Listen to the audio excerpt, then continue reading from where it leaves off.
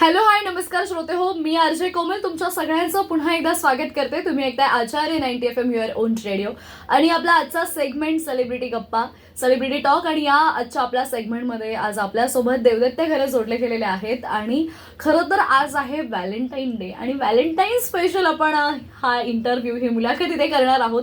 अर्थात आता तुम्हाला प्रश्न पडला असेल की देव आणि व्हॅलेंटाईनसाठी देवचं काय म्हणजे काय इकडे आहे. तर देवबद्दल मला सांगायला तुम्हाला आवडेल. देव एक मॉडेल आहे. एक खूप छान मॉडेलिंगमध्ये त्याचं करिअर त्याने केलेलं आहे. मिस्टर माझी मुंबई विनर आहे. त्याचबरोबर मिस्टर रसायनी रनरअप ठरलेला आहे तो.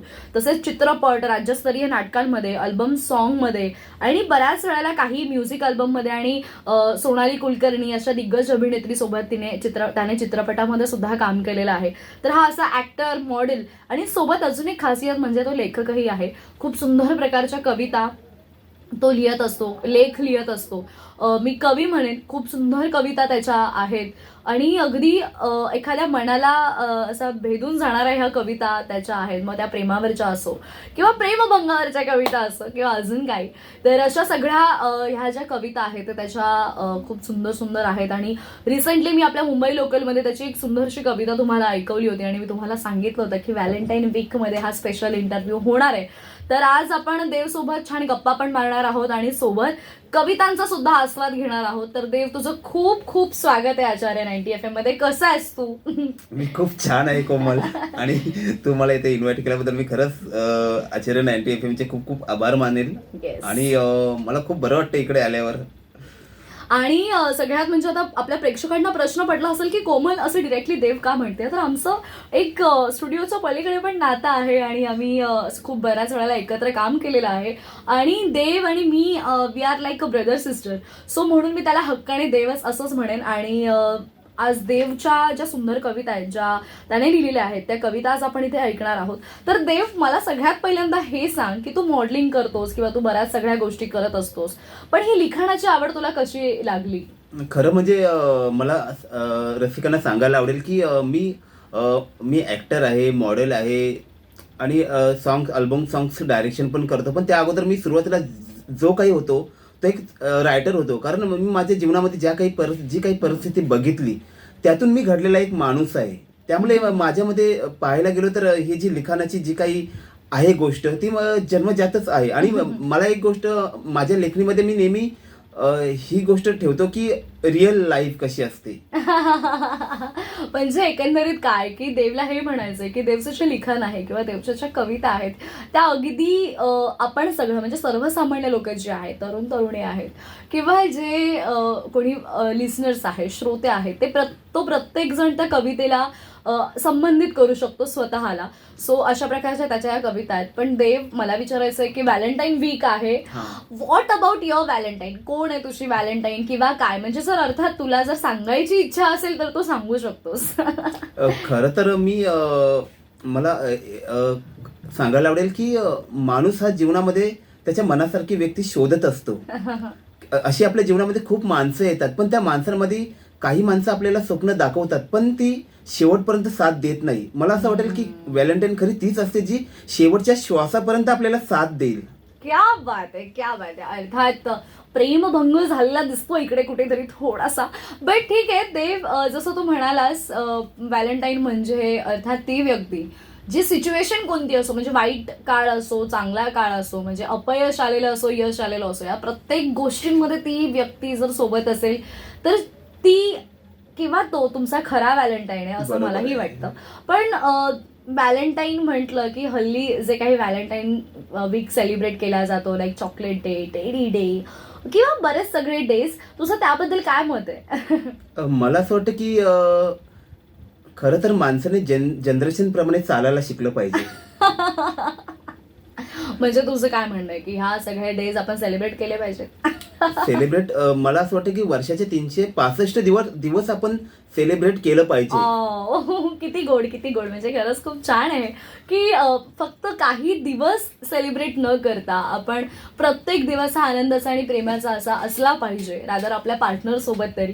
आणि मुळात पार्टनर म्हटलं की लोकांच्या कॉन्सेप्ट आहेत की गर्लफ्रेंड बॉयफ्रेंड, नवरा बायको किंवा पार्टनर असंच काहीच असतं. पण माझ्या मते तरी जे मी बऱ्याचदा आपल्या व्हॅलेंटाईन वीकमध्ये माझ्या तोंडून तुम्ही ऐकलं असेल की पार्टनर दॅट डझंट मीन की फक्त नवरा बायको किंवा गर्लफ्रेंड बॉयफ्रेंड. माझ्या मते माझा व्हॅलेंटाईन माझी आई असू शकते, माझ्या मते माझा व्हॅलेंटाईन माझा बेस्ट फ्रेंड असू शकतो, आणि माझ्या मते माझा व्हॅलेंटाईन माझे बाबा सुद्धा असू शकतात. सो व्हॅलेंटाईन म्हणजे अशी व्यक्ती जी आपल्या आयुष्यामध्ये सुख दुःखामध्ये आपल्या सोबत असते, आपल्यासाठी धडपडत असते, आपल्यासाठी कष्ट करत असते आणि आपल्याला प्रत्येक वेळी कामामध्ये मोटिवेट करत असते. तर माझ्या नजरेतून व्हॅलेंटाईन म्हणजे असं आहे. पण देव, आता तू खूप सुंदर कविता लिहिलेल्या आहेस आणि मला तुझी सगळ्यात पहिल्यांदा जी कविता आहे ती खूप जास्त आवडली होती जेव्हा तू ती मला पाठवली होतीस, की खूप प्रेम करतो तुझ्यावर. इन शॉर्ट काय की व्हॅलेंटाईन आहे आणि आता आपली प्रेमाची सुरुवात होते, आपण तिला पाहतो आणि तिच्या समोर जेव्हा किंवा त्याच्या समोर प्रेम व्यक्त करण्याची जी वेळ असते ती म्हणजे त्यावेळेला मला असं वाटतं ही कविता अगदी परफेक्ट आहे. तर खूप प्रेम करतो तुझ्यावर ही तुझी कविता आम्हाला ऐकायला आवडेल. ही कविता अशी आहे की खरं प्रेम माझ्या दृष्टिकोनातून पाहिलं तर एखादा माणूस अडचणीत असतो किंवा त्याला आपण एक आधार देतो, त्या आधारातून तो माणूस पुढे निघून जातो, तो यशाकडे वाटचाल करतो. जेव्हा तो सक्सेस होतो तेच मला असं वाटतं खरं प्रेम. कारण प्रेम तर सर्वच करतात, पण यशाच्या शिखरापर्यंत घेऊन जाणारी व्यक्ती फार कमी असते. आणि त्या दृष्टिकोनातून मी ही कविता रायटिंग केली होती. कवितेचे शीर्षक आहे खूप प्रेम करतो तुझ्यावर.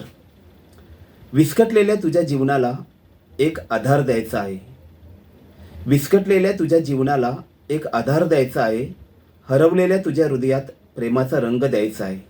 कारण खूप प्रेम करतो तुझ्यावर. दिलेल्या तुझ्या विश्वासाला जन्मभर मला जपायचे आहे, दिलेल्या तुझ्या विश्वासाला जन्मभर मला जपायचे आहे.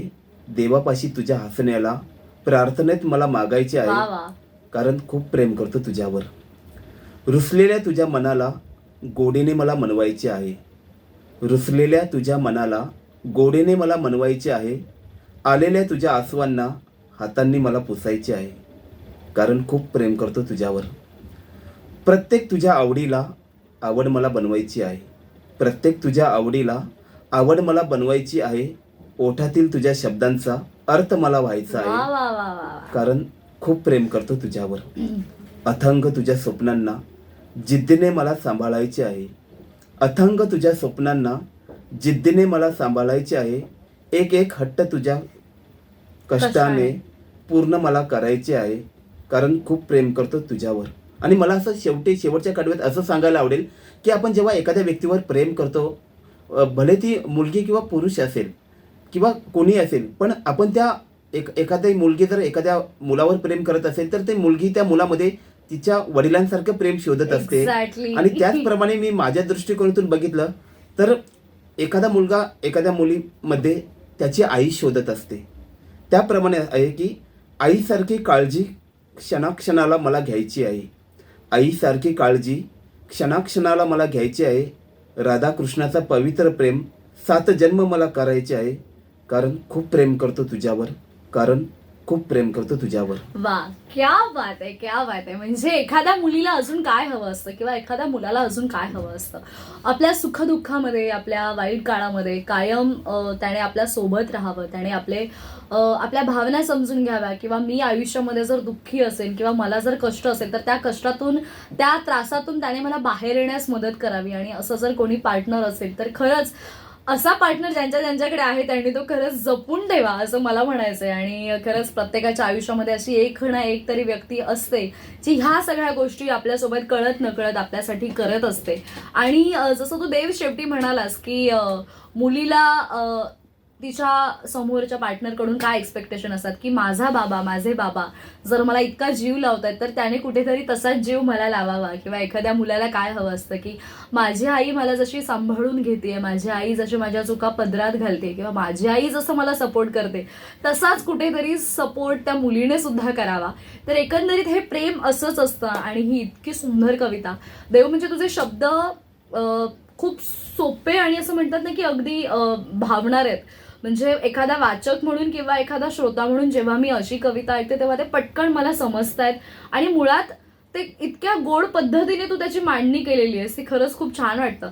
पण मला हे विचारायचं आहे की इतक्या सगळ्या धकाधकीच्या लाईफमध्ये, म्हणजे यू आर अ मॉडेल, तुझे बरेच शूट्स चालू असतात, मॉडेलिंगचे शोज चालू असतात, तर या सगळ्यांमध्ये तू कविता किंवा लिखाणाला कधी वेळ देतोस? खरं तर म्हणजे माझ्या कविता असतात या 15 ते 20 मिनिटामध्ये होतात. काय म्हणतोस बाबा? कारण माझ्या मनामध्ये असं वाटलं ना, सर आता आपण कविता लिहायला हवी, किंवा ट्रेनमध्ये ट्रॅव्हल करत असताना किंवा मॉर्निंगला किंवा कुठेही मनात एखादा वाटलं की चल हा दिवस आपल्यासाठी स्पेशल काहीतरी आहे, किंवा संडे आहे तर संडेला लोक घरी सुट्टी असते, तर मी काहीतरी इंस्टाग्रामवर एखादी पोएम रायटिंग करून पोस्ट करत असतो. आणि मला कविता करायला आवडतात, कारण कविता ही माझी पहिली प्रेयसी आहे. क्या बात आहे, क्या बात आहे, सो कूल. आणि आता पुढची कविता म्हणजे मला आवडेल की प्रत्येक मुलीला एक असा मुलगा हवा असतो जो तिला आयुष्यभर जपेल किंवा जो बरोबर आहे. तिची आयुष्यभर काळजी घेईल. म्हणजे हल्ली प्रेमाची व्याख्या असं झाली की खूप मोठे मोठे गिफ्ट्स किंवा अजून बरंच काय काय, हे सगळं म्हटलं की प्रेम असं वाटतं सगळ्या, म्हणजे मुलांना किंवा मुलींना म्हणा, यंगस्टर्सना म्हणा, सध्याची जी जनरेशन आहे त्यांना. पण जो आपला वेळ होता किंवा आपला जो काळ होता, म्हणजे मी 90sचा एरा म्हणेन, तर आपल्यासाठी प्रेम म्हणजे एखाद्याने फक्त येऊन प्रेमाने असे कौतुक करणं की आज तू छान दिसतेस, आज तू मस्त ड्रेस घातलायस, किंवा आज तुझे कानातले खूप सुंदर आहेत, किंवा एखाद्या कानातलं गिफ्ट करणं. तर आपल्यासाठी हे म्हणजे खूप काहीतरी एक वेगळी भावना होती, आणि हे म्हणजे प्रेम होतं.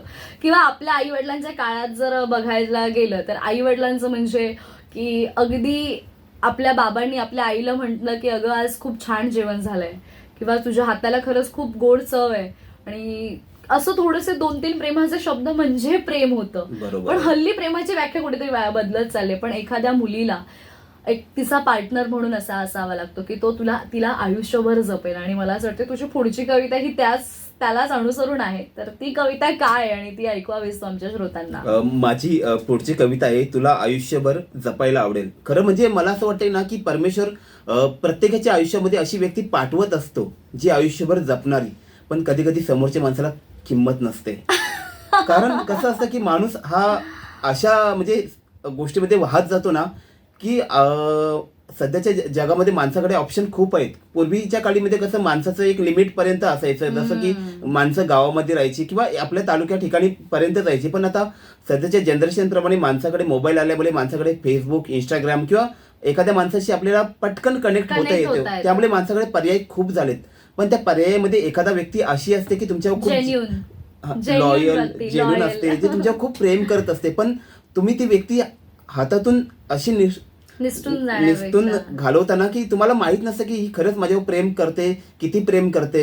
बरोबर. म्हणजे मला हा मुद्दा खरंच पटतोय की हल्ली सोशल मीडियामध्ये किंवा सोशल मीडियामुळे जे खरं प्रेम हे कुठेतरी मागे पडत चाललंय असं वाटतंय मला. कारण सोशल मीडियावर एकमेकांसाठी बोलणं, एकमेकांसाठी लिहिणं किंवा एकमेकांचा फोटो पोस्ट करणं म्हणजे प्रेम नाहीये. तर खऱ्या आयुष्यामध्ये आपण एकमेकांना किती रिस्पेक्ट देतो किंवा एकमेकांसाठी किती धावून जातो, हे खरं प्रेम आहे असं कायम. आणि तुम्हाला सांगायला आवडेल की पूर्वी कसं असायचं की पूर्वी मोबाईल नव्हता, त्यामुळे कसं असतं की आपण एखादा माणूस एखाद्या व्यक्तीवर रुसला ना तर आपण त्याला मनवायचो की चल अरे माझ्याकडून चूक झाली, तरी समोरची व्यक्ती मनवायची. पण सध्याच्या काळामध्ये मी बघत असतो ना की एखादा माणूस समोरच्या माणसाला पूर्ण ब्लॉक केला ना की ते मनवायला संपलं. म्हणजे मनवायला सुद्धा एक ऑप्शन राहत नाही. हे कुठेतरी चुकीचं असं मला वाटतं. कारण जर तुम्ही एखाद्या व्यक्तीसोबत जर चांगलं राहू शकत नाही तर दुसरी येणारी व्यक्तीसोबत का म्हणून तुम्ही चांगलं राहू शकाल? बरोबर आहे. पण मला अगदी बरोबर बोलतोय तू. खरं तर आपण प्रेमाविषयी बरंच बोलतोय आज. आणि म्हणजे मला असं अजून एक वाटतं की हल्ली हे कुठेतरी सगळं अगदी इझी झाल्यामुळे, तंत्रज्ञान इतकं आल्यामुळे मग ती एक ओढ असते ना की चला आज माझ्याकडे मोबाईल नाहीये किंवा त्याच्याकडे मोबाईल नाहीये, तो उद्या मला परत येऊन त्याच ठिकाणी भेटणार आहे. पण मग तो मधला वेळ असतो, ती वाट बघणं, ती प्रतीक्षा करणं, हा जो काही मधला वेळ असतो ना, ते कुठेतरी आता कमी झालंय. कारण आता आपण पटकन मोबाईलमुळे किंवा सगळ्या तंत्रज्ञानामुळे आपण सहज एखाद्या व्यक्तीला कनेक्ट करू शकतोय. सो या सगळ्या गोष्टी आहेत. पण मी तुला रिक्वेस्ट करेन की आता आपली पुढची कविता प्लीज. ओके, माझी दुसरी कविता आहे. कवितेचं शीर्षक आहे, तुला आयुष्यभर जपायला आवडेल. तुझ्या सुखाला माझं सुख मानून जन्मभर साथ तुला द्यायला आवडेल. कारण तुला आयुष्यभर जपायला आवडेल. तुझ्या दुःखाला माझं दुःख मानून अश्रूंना माझ्या हातांनी पुसायला आवडेल. कारण तुला आयुष्यभर जपायला आवडेल. तुझ्या स्वप्नांना माझं स्वप्न मानून देवाकडे रोज प्रार्थना करायला आवडेल. कारण तुला आयुष्यभर जपायला आवडेल. तुझ्या संसाराला माझं संसार मानून चिऊ ताईसारखं तुला भरवायला आवडेल. कारण तुला आयुष्यभर जपायला आवडेल. तुझ्या शब्दाला माझं शब्द मानून रामासारखं एकवचनी राहायला आवडेल. कारण तुला आयुष्यभर जपायला आवडेल. तुझ्या प्रेमाला माझं प्रेम मानून राधाकृष्णासारखं पवित्र प्रेम करायला आवडेल. कारण तुला आयुष्यभर जपायला आवडेल. कारण तुला आयुष्यभर जपायला आवडेल. वा, क्या बात आहे. म्हणजे या कवितेमध्ये जे काही छोट्या छोट्या गोष्टी सांगितल्यात ना, की तुला कायम साथ द्यायची आहे, किंवा तुझ्या आयुष्यामध्ये सुखदुःखामध्ये किंवा वाईट काळामध्ये तुझे जे अश्रू येतील त्या अश्रूंच्या वेळेला तुझ्या सोबत राहायला आवडेल, किंवा मी नेहमीच देवाकडे जातो तर त्या देवाकडे रोज तुझ्यासाठी प्रार्थना करायला आवडेल. आणि मुळात म्हणजे एकवचनी राहणं किंवा एखाद्या लहान बाळासारखं आपल्या पार्टनरची काळजी करणं, याशिवाय प्रेम म्हणजे काय असू शकतं. आणि इतक्या सुंदर पद्धतीने देवने या कवितेमध्ये ते उतरवलंय. खरंच देव, तुझं लिखाण मला असं वाटतंय की ते लिखाण असं आहे ना की म्हणजे कॉलेज गोईंग स्टुडंट्स असतील, यंगस्टर्स असतील, तर त्यांना ते असं पटकन भावणारं लिखाण आहे. म्हणजे त्यांना ते असं वाटेल की हा यार, हे असं मला हवंय, किंवा हे मी असं एक्सपेक्ट करते समोरच्याकडून. सो तसं तुझं लिखाण आहे. आणि मुळात कसं असतं की प्रेम झालं, प्रेमाच्या पण बऱ्याच पायऱ्या असतात. म्हणजे एकमेकांना पाहणं, मग हळूहळू भेटीगाठी होणं, मग हळूहळू त्याचं मैत्रीत रूपांतर होणं, मैत्रीचं रूपांतर प्रेमात होणं, प्रेमाचं रूपांतर जेव्हा मग तिकडे तो प्रश्न येतो की विचारणार कोण, किंवा पहिलं पाऊल कोण उचलणार. आणि पहिलं पाऊल उचलल्यानंतर मोस्टली तर मुलींची अशी अपेक्षा असते की मुलांनी पुढे पाऊल टाकावं आणि तिच्यासाठी विचारावं. पण आता हल्ली ट्रेंड बदलतोय, हल्ली मुली पण पुढाकार घेताना दिसतात. म्हणजे हल्ली मुलांमध्ये पण तो एक इगो आलाय ना, मी का विचारू, तिने विचारलं पाहिजे. सो हल्ली आमच्या मुली पण काही कमी नाही आहेत बरं का. आणि असं काहीसं सध्याचं वातावरण झालंय. पण एकंदरीत काय की जी मुलं जेन्युइन असतात, किंवा जो पार्टनर, मुलं म्हणा किंवा मुली म्हणा, जो पार्टनर जेन्युइन असतो, तो पार्टनर एखाद्या मुलीला प्रेम करताना कायम हाच विचार करतो की ती माझ्या घरची लक्ष्मी बनेल, किंवा ती माझी सौभाग्यवती बनेल, किंवा मी तिच्यासोबत संसार करेन, असं स्वप्न बघूनच काही मुलं एखाद्या मुलीवर जेन्युइनली प्रेम करत असतात. तर ती पुढची तुझी कविता आहे आणि ती मला मुळातच तिच्या टॅगवरूनच, नावावरूनच ती खूप जास्त आवडली, की माझ्या संसाराची लक्ष्मी होशील का. म्हणजे जर एखाद्या मुलाला, जर एखादीला प्रपोज करायचं आणि तिला जर प्रश्न पडला असेल त्याला की मी हिला विचारू तर कसं विचारू, तर मुलीला जे सगळ्यात जास्त भावू शकतं किंवा मुलीला जे सगळ्यात जास्त आवडू शकतं, तर ते असं वाक्य आहे की माझ्या संसाराची लक्ष्मी होशील का. आणि हीच पुढची देवची कविता आपण ऐकणार आहोत. खरं म्हणजे आपण जेव्हा एखाद्या व्यक्तीवर प्रेम करत असतो ना, तर त्या व्यक्तीवर मला असं वाटतं ना की आपण त्या व्यक्तीमध्ये अशी व्यक्ती बघत असतो जी आपल्याला, जसं आपल्या आई, आपल्या वडिलांवर जशी आपली आई सोबत असते, जन्मभर आपल्या वडिलांना ती साथ देत असते, त्याप्रमाणे मला असं वाटतं की जेव्हा एखादा मुलगा एखाद्या मुलीच्या प्रेमात असतो, तेव्हा त्या मुलीशी लग्न करण्यापर्यंत स्वप्न बघितली पाहिजे. तिला शेवटच्या श्वासापर्यंत आपल्या सोबत कशी राहील या नजरेतून जेव्हा आपण त्या व्यक्तीवर प्रेम करतो ना, तेव्हा मला असं वाटतं की तेच खरं प्रेम असतं. आणि माझी कविता आहे, माझ्या संसाराची लक्ष्मी होशील का. तू आहेस प्रार्थनेत माझ्या, नशिबाचं माझं सुख होशील का. तू आहेस प्रार्थनेत माझ्या, नशिबाचं माझं सुख होशील का. तू आहेस जगण्यात माझ्या, वचनाचं दान जन्माचं देशील का. सांग, माझ्या संसाराची लक्ष्मी होशील का. वा वा. तू आहेस स्वप्नात माझ्या, तुझ्या सवे स्वप्न पूर्ण करशील का. तू आहेस स्वप्नात माझ्या, तुझ्या सवे स्वप्न पूर्ण करशील का. तू आहेस प्रेरणेत माझ्या, जगण्याची जिद्द तू होशील का. सांग, माझ्या संसाराची लक्ष्मी होशील का. तू आहेस सावलीत माझ्या, 7 जन्माची सावली होशील का. तू आहेस सावलीत माझ्या, 7 जन्माची सावली होशील का. तू आहेस श्वासात माझ्या, सप्तपदीचा सोहळा होशील का. सांग, माझ्या संसाराची लक्ष्मी होशील का. तू आहेस मनात माझ्या, सोनं पावलांनी जीवनात येशील का? तू आहेस मनात माझ्या, सोनं पावलांनी जीवनात येशील का? तू आहेस सुरात माझ्या, सप्त सुरांची बरसात करशील का? सांग माझ्या संसाराची लक्ष्मी होशील का? तू आहेस आभाळात माझ्या, चंद्र चांदण्यांची आरास होशील का? तू आहेस आभाळात माझ्या, चंद्र चांदण्यांची आरास होशील का? तू आहेस हृदयात माझ्या, या राजाची राणी होशील का? सांग माझ्या संसाराची लक्ष्मी होशील का? माझ्या संसाराची लक्ष्मी होशील का? वा वा वा वा वा, क्या बात आहे. म्हणजे देव, मला या कवितेमध्ये जर जे काही जास्त आवडलं तर ते हे आहे की तू ज्या प्रकारच्या उपमा या स्त्रीला इथे दिलेल्या आहेत किंवा तुझ्या पार्टनरला दिलेल्या आहेस त्या सगळ्यात सुंदर आहेत आणि त्या अतिशय प्रेमळ आहेत. आणि तू ज्या पद्धतीने त्या तुझ्या शब्दात मांडलेल्या आहेत, कवितेत उतरवलेल्या आहेत, ते खरंच असं मनाला भावणाऱ्या आहेत.